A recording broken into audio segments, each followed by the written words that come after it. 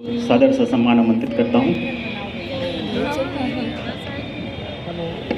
भारत माता की, भारत माता की, भारत माता की। बाबा साहब भीमराव अंबेडकर, बाबा साहब भीमराव अंबेडकर।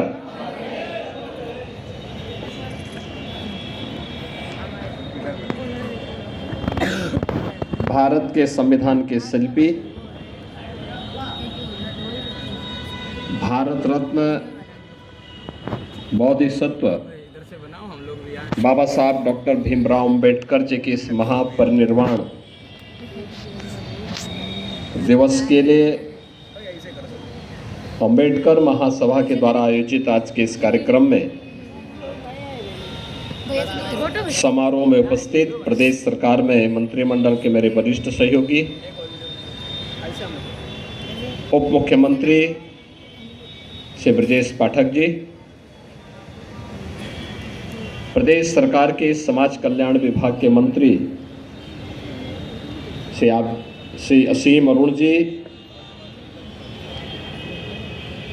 अनुसूचित जाति जनजाति आयोग के अध्यक्ष श्री बैजनाथ रावत जी, इस पूरे कार्यक्रम के संयोजक विधान परिषद सदस्य डॉक्टर लालजी प्रसाद निर्मल जी, लखनऊ की महापौर श्रीमती सुषमा कड़कवाल जी, माननीय विधायकगण श्री ओपी श्रीवास्तव जी, श्री रामचंद्र प्रधान जी, भारतीय जनता पार्टी लखनऊ महानगर के अध्यक्ष आनंद द्विवेदी जी, अंबेडकर महासभा के अध्यक्ष श्री प्रमोद सरोज जी, महामंत्री श्री अमरनाथ प्रजापति जी, कोषाध्यक्ष डॉक्टर सत्या दोहरे जी, अंबेडकर महासभा से जुड़े हुए सभी उपस्थित पदाधिकारीगण और बहनों और भाइयों, आज भारत माता के महान सपूत, भारत के संविधान के शिल्पी बाबा साहब डॉक्टर भीमराव अंबेडकर जी की महापरिनिर्वाण दिवस है। मैं इस अवसर पर बाबा साहब की स्मृतियों को देश के लिए, वंचितों के लिए, दलितों के लिए उन्होंने जो कार्य किया है उसके लिए उनको स्मरण करते हुए उन्हें प्रदेश सरकार और प्रदेश की जनता जनार्दन की ओर से विनम्र श्रद्धांजलि अर्पित करता हूं। बहनों और भाइयों, दुनिया के अंदर जहां कहीं भी कोई वंचित है, कोई पीड़ित है, प्रताड़ित है, शोषित है, दुनिया के उन कोटि कोटि मानवों के उद्धार की आवाज़ है बाबा साहब डॉक्टर भीमराव अंबेडकर। जीवन को एक नई दृष्टि देने वाले, जीवन को एक नई दिशा देकर के उनके जीवन में भी खुशहाली आए, इसको एक नई दिशा देने वाले किसी एक नाम की चर्चा होती है तो वह बाबा साहब भीमराव अंबेडकर की होती है। और इसीलिए उस महामानव का स्मरण उनकी जयंती के अवसर पर, उनके महापरिनिर्वाण दिवस के अवसर पर न केवल हम लोग करते हैं, बल्कि आज के दिन पर समाज रचना से जुड़े हुए राष्ट्र के सशक्तिकरण के लिए उठाए जाने वाले किसी भी बड़े अभियान में वह बाबा साहब भीमराव अंबेडकर के बगैर वे सभी कार्य अधूरे माने जाते हैं। सचमुच जो कार्य उन्होंने उस कालखंड में किया, एक लंबे समय तक सैकड़ों वर्षों से चली आ रही उन कुप्रथाओं को समाप्त करने दलितों, वंचितों, शोषितों को उनका अधिकार प्राप्त हो सके, इसके लिए उनके द्वारा किया गया प्रयास यह अभिनंदनीय है। और बाबा साहब भीमराव अंबेडकर भले ही उन्होंने अत्याचार सहे होंगे, अन्याय सहा होगा, लेकिन उनका कार्य देश के लिए था, समाज के लिए था। कभी भी उन्होंने अपने चेहरे पर वे बातें नहीं आने दी और अंतिम दम तक वह देश के शोषित वर्ग के लिए, वंचित वर्ग के लिए, दलित वर्ग के लिए लड़ते रहे और उन्हें न्याय दिलाने में उन्हें सफलता प्राप्त हुई। बहनों और भाइयों, यहां पे चर्चा हो रही थी, जो बातें यहां पर इस कार्यक्रम के संयोजक डॉक्टर लालजी प्रसाद निर्मल जी ने जो बात अपने उद्बोधन में कही, आज आप एक चर्चा लगातार सुन रहे होंगे बांग्लादेश का। बांग्लादेश में हिंदू, बौद्ध और अन्य अल्पसंख्यक समुदाय के लोगों को वहां के कट्टरपंथियों के द्वारा मारा जा रहा है, जलाया जा रहा है, उनकी संपत्ति को लूटा जा रहा है, माताओं और बहनों की इज्जत के साथ खिलवाड़ हो रहा है। मैं जानना चाहता हूं कि स्थितियां क्यों आई। याद करना, ये जिन्ना का जिन्न जब तक इस धरती पर रहेगा तब तक इस प्रकार की अराजकता लगातार डसती रहेगी, गरीबों को, वंचितों को, शोषितों को। और यही दृश्य हम वहां देख रहे हैं। जो पाप 1947 में देश के विभाजन के रूप में हम सबके सामने आया था, आज उसका एक बदसूरत रूप फिर से हमारे सामने बांग्लादेश के रूप में है। जितने भी लोग वहां हिंदू मारे जा रहे हैं या बौद्ध मारे जा रहे हैं, ये सभी दलित तबके के हैं। और बाबा साहब भीमराव अंबेडकर ने 1946-47 में ही देश की जनता को इस बारे में आगाह किया था कि भारत का बंटवारा होने मत दीजिए,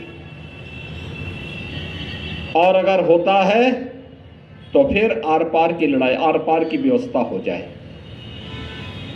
उन्होंने, याद करिए, जो लोग आज समाज को धोखा देते हैं, झूठा प्रलाप करते हैं, उन्होंने उस समय भी जब हैदराबाद का निजाम के इस रजाकारों के द्वारा दलितों के गांव चलाए जा रहे थे, उनका शोषण हो रहा था, उन पर अत्याचार किया जा रहा था, तब बाबा साहब भीमराव अंबेडकर ने खुला पत्र लिखा था हैदराबाद के निजाम की रियासत के सभी दलितों के लिए।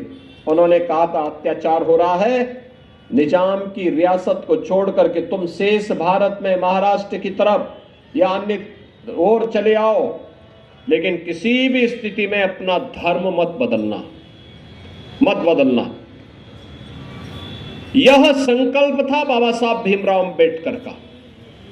और स्वतंत्र 1947 में 46-47 में जब उन्हें प्रलोभन देने का प्रयास हुआ, हैदराबाद के निजाम ने भी दिया, पाकिस्तान प्रस्त जिन्ना के लोगों ने भी दिया, लेकिन बाबा साहब अपने आदर्शों से टस से मस नहीं हुए, हटे नहीं। उन्होंने कहा, नहीं, मैं पहला और अंतिम भारतीय ही रहूंगा, यानी जन्म अगर भारतीय के रूप में मैंने लिया है तो मेरी अंतिम यात्रा भी भारतीय के रूप में ही निकलेगी। और आजीवन उन्होंने इस व्रत का पालन किया। लगातार वह दलित समुदाय के लिए कार्य करते रहे, उसको आगाह भी करते रहे। जिन लोगों ने बाबा साहब भीमराव अंबेडकर की बात को माना, वे भारत के अंदर सुरक्षित हैं, आरक्षण का लाभ प्राप्त कर रहे हैं, हर प्रकार का सम्मान और सुविधाओं को उपलब्ध करवाने का दायित्व सरकार आज उनके लिए उपलब्ध करा रही है। लेकिन जिन लोगों ने धोखे से योगेंद्र नाथ मंडल की बात को मान करके बहक गए थे, वे पाकिस्तान के अंदर भी और बांग्लादेश के अंदर भी किस प्रकार का अत्याचार सह रहे हैं, यह दृश्य आज हम सबके सामने है। याद करिए 1947 में पाकिस्तान और बांग्लादेश के अंदर हिंदुओं की आबादी कितनी थी? बांग्लादेश के अंदर तो 1971 तक 22% हिंदू रहा करता था। आज वो घट करके 7 से 8% तक रह गया है। और जो कुछ हो रहा है, अगर इसी प्रकार का नरसंहार चलता रहा तो ये संख्या बहुत सीमित रह सकती है। आवाज उठनी प्रारंभ हुई है, लेकिन यह आवाज उन लोगों की उठ रही है जो यहां पर दलितों के हितों के लिए भी काम करना चाहते हैं, कर रहे हैं। जो लोग दलितों को अपना वोट बैंक बना करके लगातार उनका शोषण किए हैं, वे लोग बांग्लादेश की घटना पर मौन बने हुए हैं। उनके मुंह से एक भी शब्द नहीं निकल रहा है, क्योंकि वे सच स्वीकार भी नहीं कर सकते, सच बोल भी नहीं सकते। उनमें सामर्थ्य नहीं है बोलने की, और इसीलिए लोग वहां की दृश्य पर मौन है। आज यहां पर हमारे डिप्टी सीएम श्री ब्रजेश पाठक जी ने भी, असीम अरुण जी ने भी, SC/ST आयोग के अध्यक्ष श्री बैजनाथ रावत जी ने भी अपनी बात को यहां पे रखा। सरकार आज जो कुछ भी कर रही है गरीबों के लिए, वंचितों के लिए, दलितों के लिए, ऐसा बाबा साहब भीमराव अंबेडकर के ही सपने को साकार करने का एक अभियान है। शौचालय उपलब्ध करवाना हो, आवास उपलब्ध कराना हो, जमीन के पट्टे उपलब्ध करवाना हो, पेंशन की सुविधा का लाभ देना हो, या फिर SC/ST वर्ग के छात्रों के लिए स्कॉलरशिप की व्यवस्था करनी हो, शुल्क प्रतिपूर्ति की व्यवस्था करनी हो, ये सभी कार्यक्रम उसी अभियान के हिस्से हैं। और अब तो हम लोग उत्तर प्रदेश में कार्य और प्रारंभ किए हैं। हमने तय किया है जीरो पॉवर्टी का हम लक्ष्य प्राप्त करेंगे, यानी गरीबी को पूरी तरह शून्य तक पहुंचाएंगे। जिसके पास जमीन नहीं हो उसको जमीन का पट्टा, जिसके पास मकान नहीं उसको मकान की सुविधा, जिसके पास राशन कार्ड नहीं उसको राशन कार्ड, जिसके पास आयुष्मान की सुविधा नहीं उसको 5 लाख रुपए की स्वास्थ्य बीमा का कवर उपलब्ध करवाएंगे, जिसके पास पेंशन की सुविधा नहीं उसको पेंशन की सुविधा उपलब्ध करवाएंगे, जिसके घर तक पानी नहीं पहुंचा है हर घर नल की योजना से उसके घर को जोड़ने का काम करेंगे, जिसके घर में शासन की कोई सुविधा अब तक नहीं पहुंची है उसको सिचुएट करने के बड़े कार्यक्रम को सरकार ने अपने हाथ में लिया है। और सरकार इसको करेगी जिससे समाज में गरीबी रेखा की स्थिति को हम समाप्त करके हर एक व्यक्ति के जीवन में खुशहाली लाने में योगदान दे सकेंगे। और यही बाबा साहब भीमराव अंबेडकर का सपना था। उस सपने को साकार करने के लिए डबल इंजन की सरकार पूरी प्रतिबद्धता के साथ कार्य कर रही है। और बाबा साहब के इसी सपने को साकार करने के लिए बाबा साहब जैसे महामानव पर शोध हो सके, उनके जीवन दर्शन को हम गांव-गांव, घर-घर तक पहुंचा सकें, इसी के लिए लखनऊ में बाबा साहब भीमराव अंबेडकर इंटरनेशनल सेंटर की स्थापना के बड़े कार्यक्रम को लेकर के हम आगे बढ़ रहे हैं।